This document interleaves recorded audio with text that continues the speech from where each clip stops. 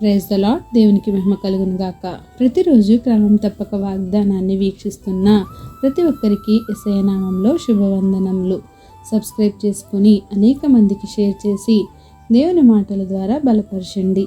ఈ దినమునకై ఏర్పాటు చేయబడిన దేవుని వాగ్దానము మత్తయి సువార్త 18వ అధ్యాయము 3వ వచనము.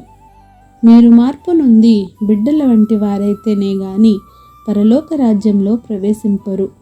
ఒకరోజు శిష్యులు యేసయ్య గారి యొద్దకు వచ్చి పరలోక రాజ్యంలో ఎవడు గొప్పవాడని అడిగారు. అందుకు యేసయ్య గారు ఒక చిన్న బిడ్డను తన యొద్దకు పిలిచి వారి మధ్యన నిలువబెట్టి ఇట్లు చెప్పసాగారు, మీరు మార్పు నుండి బిడ్డల వంటి వారైతేనే గాని పరలోక రాజ్యంలో ప్రవేశింపరని మీతో నిశ్చయముగా చెప్పుచున్నాను.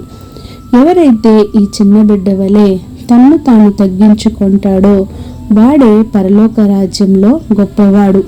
అంతేకాదు, ఇలాంటి ఒక బిడ్డను నా పేరిట చేర్చుకునేవాడు నన్ను చేర్చుకున్నట్లే. అందుకే అంటారు చిన్నపిల్లలు దేవునితో సమానము అని. నిజమే, వారికి మంచి మనసు ఉంటుంది. ఆ మనసులో చెడు ఉద్దేశములు ఉండవు, చెడ్డ తలంపులు అసలే ఉండవు. వారు చాలా తేటగా నిష్కపటముగా ఉంటారు. ఒకరికి హాని చేయాలనే మనసు వారికి ఉండదు. నిర్మలమైన మనస్సుతో అందరితో ఒకే భావము కలిగి ఉంటారు.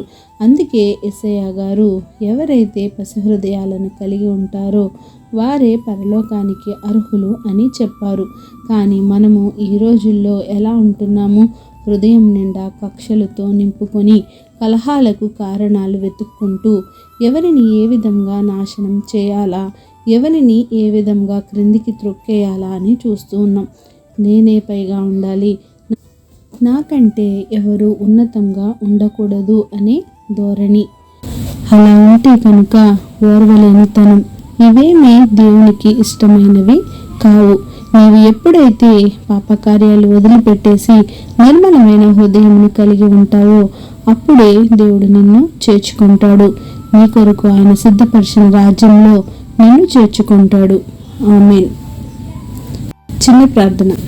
సకల ఆశీర్వాదాలకు కారణభూతుడైన మా ప్రియ పరలోకపు తండ్రి, మీరిచ్చిన వాగ్దానంకి వందనాలు దేవా.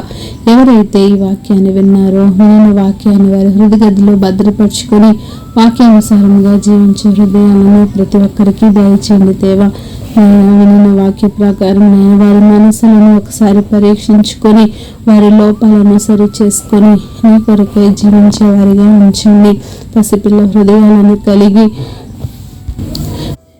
ఎవరి మనసులో అయితే చెడు తలంపులతో నిండి ఉన్నదనైనా వాటన్నిటిని విడిచిపెట్టి నీ కొరకే జీవించే జీవితాలను ప్రతి ఒక్కరికి దయచేయండి. ప్రార్థన అవస్థకున్న ప్రతి ఒక్క బిడ్డని సమయంలో జ్ఞాపకం చేసుకోండి. ఎవరైతేనైనా ఏ అవసరాలతో అక్కరలతో ఉన్నారో వారి అవసరతలను సమయానుకూలంగా తీర్చి సమస్త ఘనత మహిమ ప్రభావములు మీరే ఆరోపించుకుంటారని యేసుక్రీస్తు పరిశుద్ధ నామమున ప్రార్థించి అడిగి వేడుకొంచున్నాను మా తండ్రి. ఆమేన్. God bless you all.